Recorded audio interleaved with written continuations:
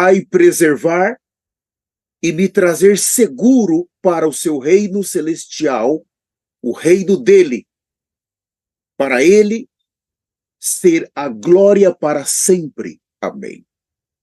Na versão amplificada, nós temos vários detalhes aqui que eu gostaria de considerar.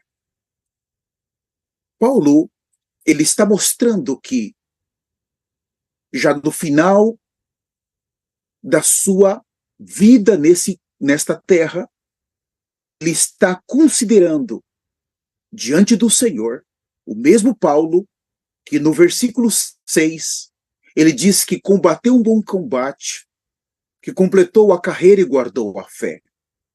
Agora ele está dizendo, com plena convicção, de que o Senhor o levará salvo para o seu reino. Qual é a maior promessa de Deus para um cristão? É exatamente essa. Paulo não está preocupado aqui de que o Senhor o tire da prisão. Paulo não está preocupado de que o Senhor faça com que César, Nero, possa revogar a sentença de morte que foi estabelecida para ele. Paulo está focado exatamente no reino celestial. Ele tinha convicção de que, primeiro, o seu viver em Cristo e, segundo, o seu serviço no ministério de Cristo, com esses dois itens, ele tinha plena convicção de que o Senhor iria o levar para o seu reino. Essa convicção precisa estar hoje em cada um de nós.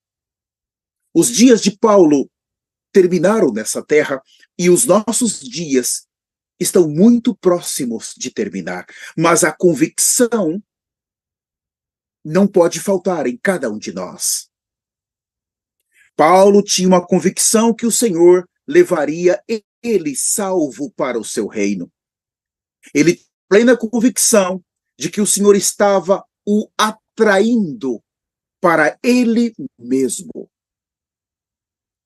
Atraindo quer dizer que o Senhor o encontrou alguém precioso nesta terra, alguém que criou um relacionamento com Cristo nesta terra, alguém que viveu Cristo nessa terra e agora os dias estão terminando para Paulo, as horas estão terminando, é como se, no aspecto de Paulo, ele estivesse ansioso para deixar esse corpo, mas da parte de Cristo, Cristo estivesse o atraindo para ele mesmo. Isso é um aspecto muito importante agora. Um dia menos na terra quer dizer estamos sendo mais atraídos para Deus, levados para Ele. E aqui nesse versículo, ele ainda menciona que muito importante, ele vai preservar e me trazer seguro para o seu reino. Trazer seguro. Como você pode falar esta frase? Então, Paulo, ele vivia no Espírito, e alguém que está no Espírito, ele, de acordo com Efésios, ele está nas regiões celestiais. Ele já se sentia no Espírito, Efésios 2, o versículo 6 a seguir, que ele já estava nas regiões celestiais em Espírito, por isso ele disse, o Senhor vai me trazer para o seu reino. Eu já estou no Espírito no seu reino, eu já vivo no seu reino, eu já estou nas regiões celestiais, mas agora ele vai me trazer para o seu reino. A vida cristã nesta terra, ela precisa ter essa experiência.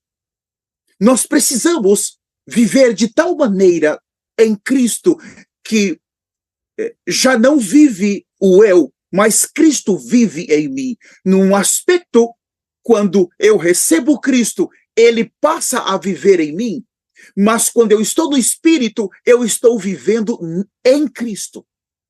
Ele vive em mim, mas eu também vivo nele. E aqui nessa tradução da amplificada, Paulo, ele está dentro do céu, Paulo vive nas regiões celestiais, e ele disse, o Senhor vai me trazer, eu já estou aqui, espiritualmente eu já vivo aqui, agora ele está me trazendo por completo, ele está me tirando da terra e me trazendo para o seu reino. Eu gostaria de acrescentar, abram comigo primeiro a Pedro, capítulo de número 1, vamos fazer assim, 2 Pedro, capítulo 1, aqui nós temos uma segunda pessoa, a pessoa de Pedro, 2 Pedro, capítulo 1, ele também tem alguma experiência muito importante, uma experiência, eu quero ler com os senhores o versículo 14, uma vez mais, 2 Pedro 1, versículo 14. Pedro está falando essas palavras, certo de que estou prestes a deixar o meu tabernáculo. Então, nós vimos ali, Paulo estava prestes a deixar esse tabernáculo, a sair, mas agora nós estamos vendo Pedro como efetivamente nosso Senhor Jesus Cristo morreu. Mas, de minha parte, é maravilhoso esse versículo.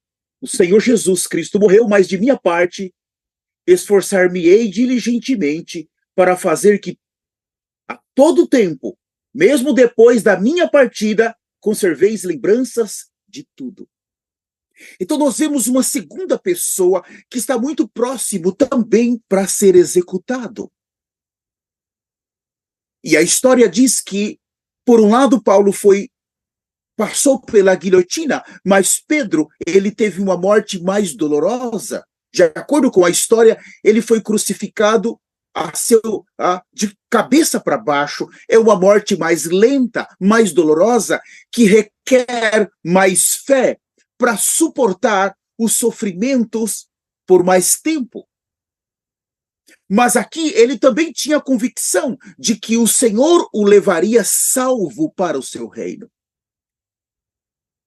Se o nosso viver, ele não nos traz essa convicção, é porque nós precisamos de mais arrependimento. É porque há pecado em nós que não foi tratado. Esses dois homens de Deus, nos últimos dias, ou semanas, ou até horas de sua vida, quando essas últimas cartas foram escritas, eles tinham plena convicção de que o Senhor os levaria salvo para o seu reino. E uma recompensa para os que vivem hoje, se arrependendo e vivendo uma vida santa. Eles passam a estar debaixo do governo de Deus, do governo do reino dos céus. E esse governo dá tal convicção para eles. A morte já não é uma perda, mas a morte é uma transferência para o reino celestial. É apenas um dormir rápido, um fechar de olhos e uma transferência em segurança para o reino celestial. Uma promessa para que todos os cristãos corram com segurança a carreira celestial até a entrada no reino eterno do Filho de Deus. Nós precisamos de convicção, nós precisamos estar convictos de que o que estamos fazendo, de que o nosso ver vai nos introduzir no reino celestial. E aqui nós vemos 3 aspectos muito importantes desse reino de Deus. O primeiro aspecto fala da realidade do reino dos céus. Aqui na terra.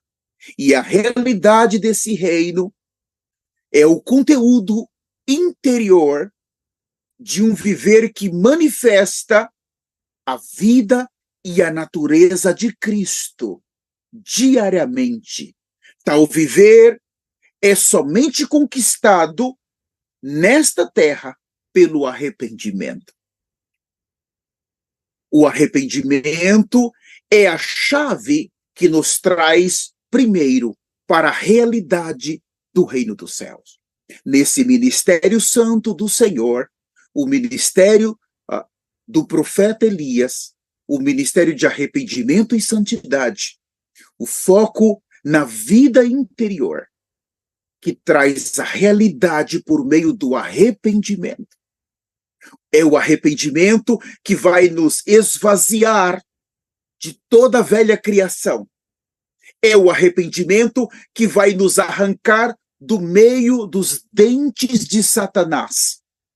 É o arrependimento que vai remover toda a legalidade que Satanás tem contra nós.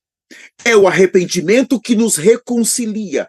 É o arrependimento que nos ajuda a trazer o sangue que nos justifica, nos concilia e que nos santifica para o reino de Deus Pai. A chave para a realidade do reino dos céus está exatamente no arrependimento. E a realidade desse reino é um viver que nós vamos ver mais adiante totalmente dentro de Cristo Jesus. O segundo aspecto desse reino é a aparência. A aparência do reino dos céus é a vida exterior deste reino. E nós vemos naquelas duas mulheres, em outras palavras, uma primeira mulher de Mateus 24 que estava no moinho e aquele homem que estava no campo. Um foi tomado e o outro foi deixado. O que estava na realidade do reino dos céus, ele foi tomado no momento do arrebatamento. Mas aquela mulher, aquela irmã e aquele irmão que estavam na aparência do reino, por fora eram cristãos normais, que iam nos cultos, devolviam seus dízimos, mas por dentro eles eram pecadores que viviam uma vida de aparência sem arrependimento. Os seus nomes não foram achados no livro da vida no momento do arrebatamento, e eles perderam a era da graça. Eles perderam o momento da era da graça, quando o Espírito Santo foi tirado da terra com aqueles cujo nome estava no livro da vida. Terminou a era da graça, terminou a era da igreja. Agora eles são simplesmente gentios e eles caíram no momento da ira de Deus e do Cordeiro.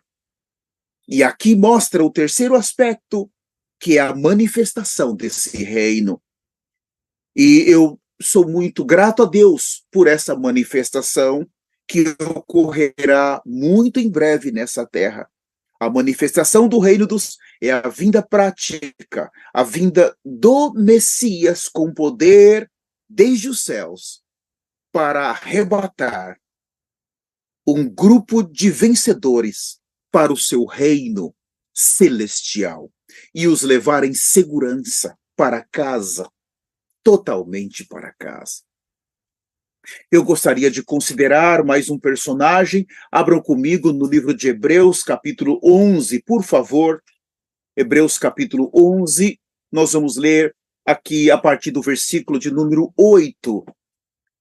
Eu gosto muito de Hebreus 11. A partir do versículo 8, nós temos aqui a pessoa de Abraão. Eu vou ler com os senhores. Pela fé, Abraão, quando chamado, obedeceu a fim de ir para o lugar que devia receber por herança e partiu sem saber para onde ia. Pela fé, peregrinou na terra da promessa, como em terra alheia, habitando em tendas como Isaque e Jacó, herdeiros com ele da mesma promessa, porque aguardava a cidade que tem fundamentos, da qual Deus é o arquiteto e o edificador. Uma vez mais, o versículo 10, porque aguardava a cidade que tem fundamentos, da qual Deus é o arquiteto e o edificador. Uau! Aqui nós vemos Abraão, ele também viveu nessa terra, mas ele cria que o Senhor um dia iria o levar salvo para o seu reino. Mas Abraão, ele foi mais longe, ele aguardava a Nova Jerusalém, a cidade do Deus vivo, o lugar da manifestação final do seu reino, a qual Deus preparou para o seu povo, o tabernáculo de Deus, onde ele habitará com a sua noiva por toda a eternidade. Assim como os patriarcas buscavam esta cidade, nós também temos que buscá-la. Abraão habitou naquela terra como um peregrino, como um exilado. Ele tinha tudo. Abraão tinha tudo nesta terra. Muitíssimo gado, muitíssimas ovelhas. Ele era um homem riquíssimo. Porém, seu coração não estava nessa terra.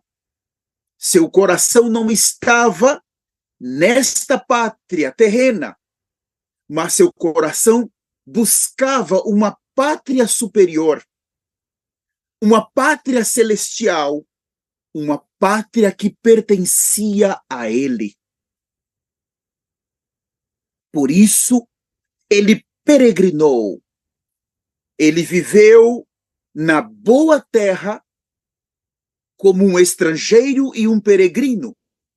Ele esperava a cidade que tem fundamentos cujo construtor é Deus.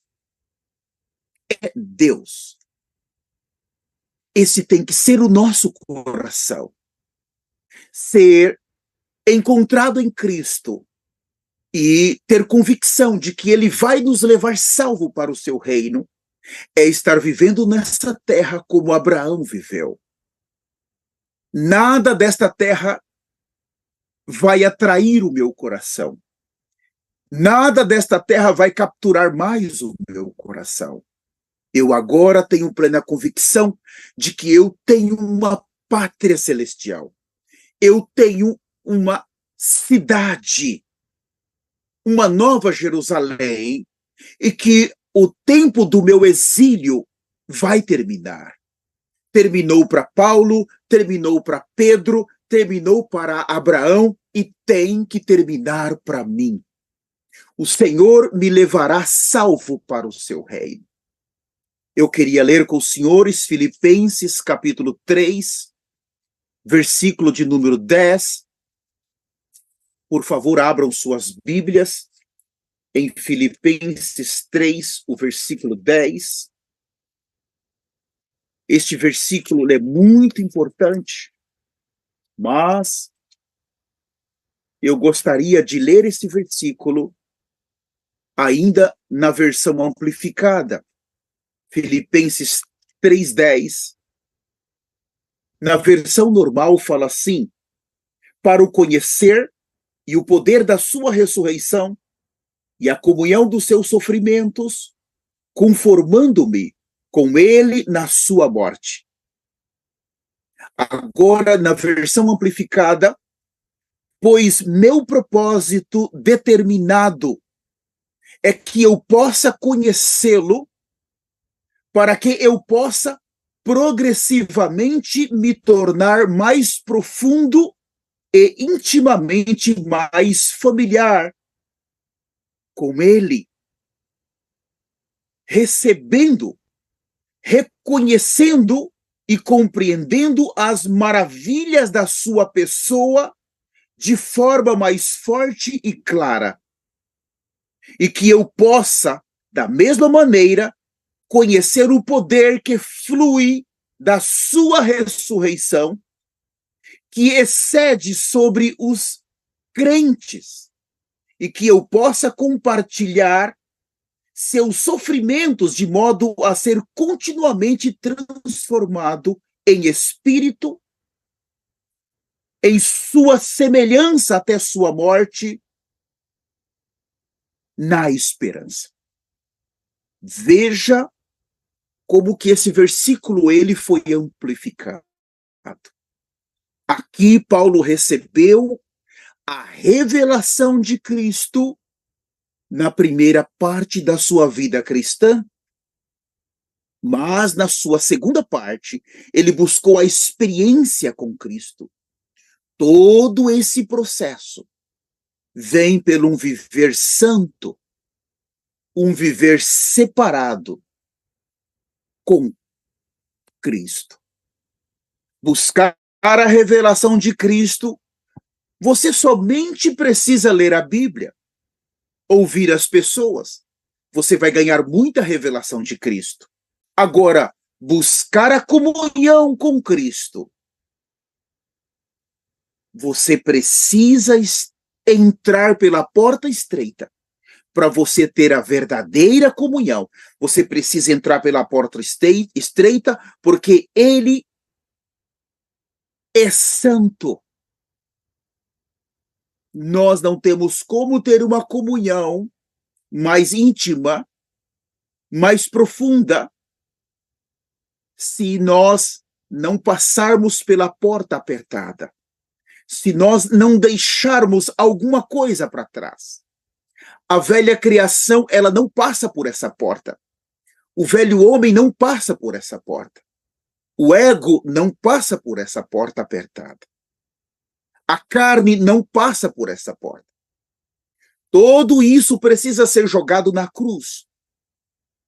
Por isso que a renúncia a esse mundo, a renúncia ao pecado, a renúncia ao orgulho, vai nos fazer ter plena comunhão com Cristo Jesus, e então ele vai nos levar seguro para o seu reino. Quando em nossa experiência estamos crucificados, quer dizer, não estamos mais sobre o domínio do pecado, sobre o domínio da carne. Nesse versículo, ele está mostrando para nós que progressivamente nós vamos deixando essa coisa na cruz e nós vamos entrando na intimidade verdadeira com Cristo. Nós vamos sendo mais familiar dele. Nós vamos recebendo, nós vamos reconhecendo e compreendendo as maravilhas da sua pessoa em nós. E aqui nós vemos, então, passamos a experimentar o poder da sua ressurreição. Nesse versículo mostra que há um poder da ressurreição. E eu gosto muito dessa parte na versão amplificada, que esse poder que flui da sua ressurreição, que exerce sobre os crentes, há um poder fluindo da ressurreição de Cristo para os cristãos. No caso de Cristo, os sofrimentos e a morte veio primeiro, depois veio a ressurreição. No nosso caso, o poder da ressurreição, ele vem primeiro. Depois, nós vamos então participar dos seus sofrimentos e ser conformados à sua morte. É esse poder que nos capacita a participarmos de todos os sofrimentos de Cristo. A irmos à cruz, a crucificarmos toda essa maldita carne e a viver uma vida em Cristo.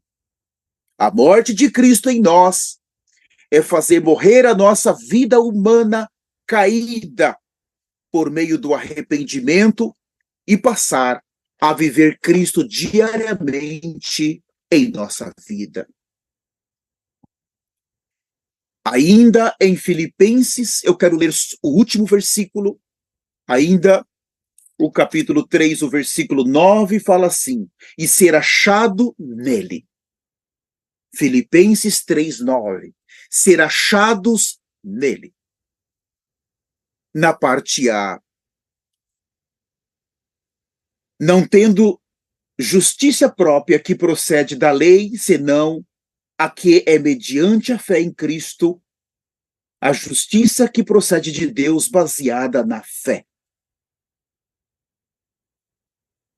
Nós estamos vendo as palavras desses profetas e compreendemos que o pecado, ele nos arranca de Cristo. O pecado, ele nos tira de Cristo. O pecado remove de nós a esperança de um dia entrarmos em segurança no reino de Cristo. Cristo é santo, santo e santo.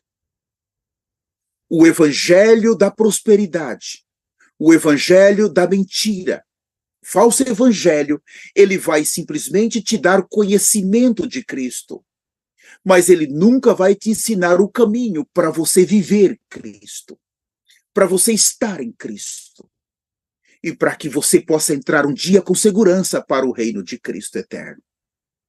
O arrependimento é a chave para toda a imundícia da nossa vida sair.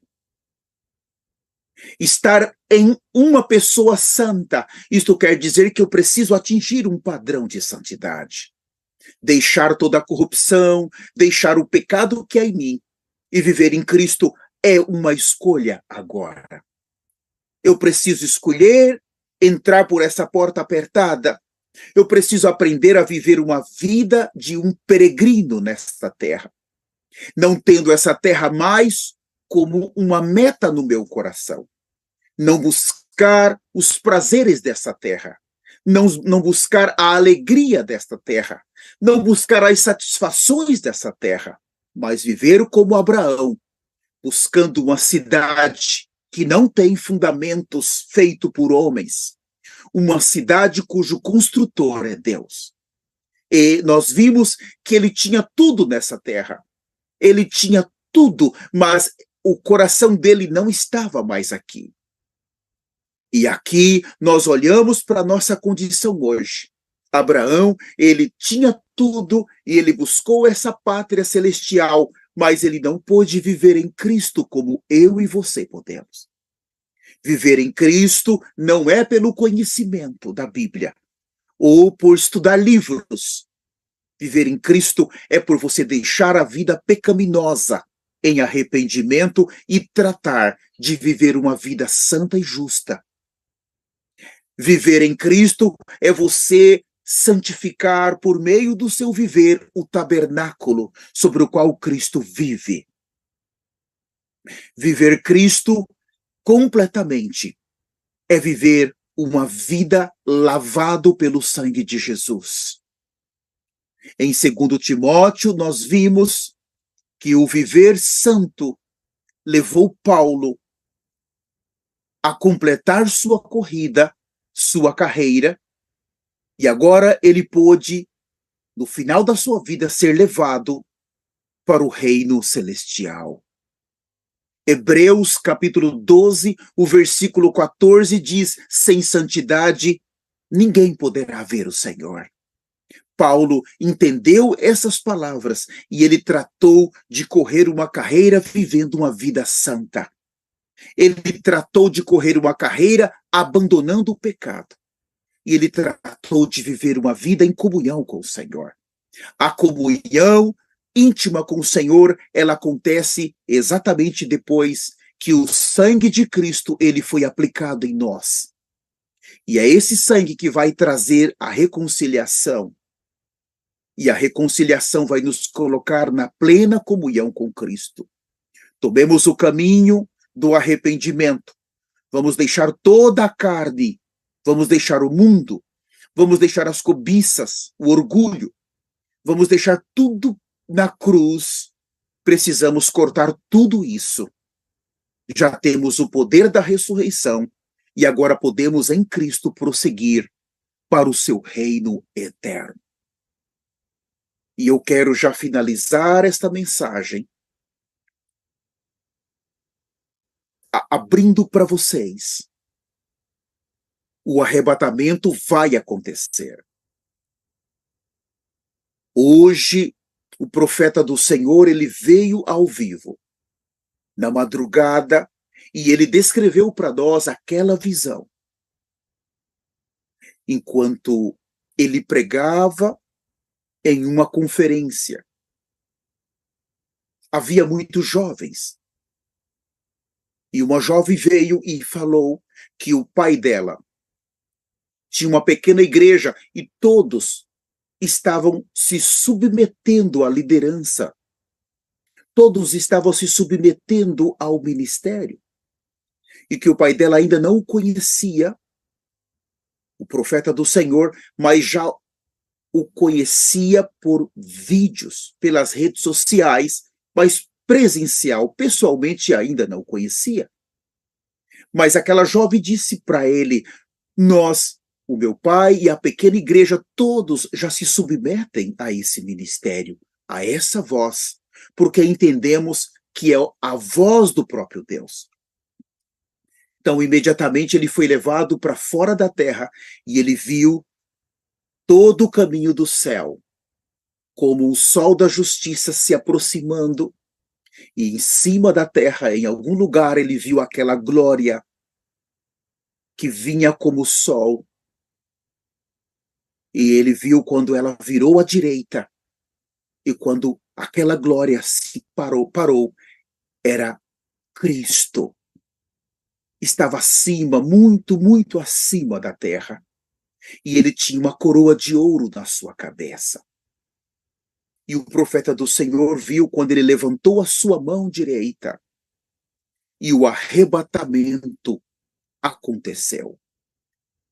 E ele então percebeu que o tempo da partida daqueles que vivem uma vida totalmente de arrependimento e que não voltam ao pecado, que vivem uma vida na prática da justiça.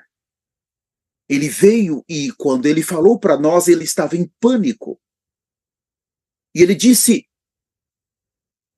vai acontecer o arrebatamento. Vai acontecer. Se preparem. Então ele, mais uma vez, enfatizou o arrependimento e ele fez o apelo àqueles que querem receber a Jesus. Para que o seu nome, número 1, viva em arrependimento. Número 2, mantenha as suas vestimentas brancas, limpas, fora de manchas de pecado. E número 3, mantenha o seu nome escrito no livro da vida. Esses 3 itens são a chave agora para aqueles que querem entrar em segurança no reino do Filho de Deus. E eu quero finalizar. Se você está conosco em todas essas plataformas, no YouTube em espanhol, você está no Facebook português, Facebook em espanhol, você está no Insta, você está aqui também conosco no Zoom. Repita comigo essa oração. Poderoso Senhor Jesus, eu me arrependo de todos os meus pecados. Eu me aparto de toda injustiça. Eu me aparto de toda apostasia. Eu me aparto, Senhor, de todo orgulho, soberba, de toda ambição. Senhor, eu decido seguir a Cristo. Eu decido pela santidade. Eu decido pela justiça. Eu decido estar em Cristo. Permanecer em Cristo. Viver em Cristo. Senhor, eu me aparto do pecado. Tolerando a apostasia. Senhor, escreva o meu nome no livro da vida. Mantenha o meu nome no livro da vida. Senhor, me guia para a eternidade. Senhor, torna o arrependimento o meu viver. Que eu possa viver me arrependendo. E daqueles itens que eu me arrependi, que eu possa ser liberto e nunca mais voltar atrás. Hoje eu nasci de novo, no mais poderoso nome de Jesus. Se você fez essa oração, por favor, nos procure pelas plataformas digitais. Nós queremos ter comunhão, queremos conversar, queremos te orientar. Vamos nos preparar juntos. Eu quero agradecer aqui a presença de todos vocês em todas essas plataformas e quero pedir para você dar um like nesta mensagem e compartilhe com pessoas. Vamos falar, vamos pregar o evangelho. O Messias, ele está vindo. Precisamos seguir nos preparando em arrependimento para a volta do Senhor.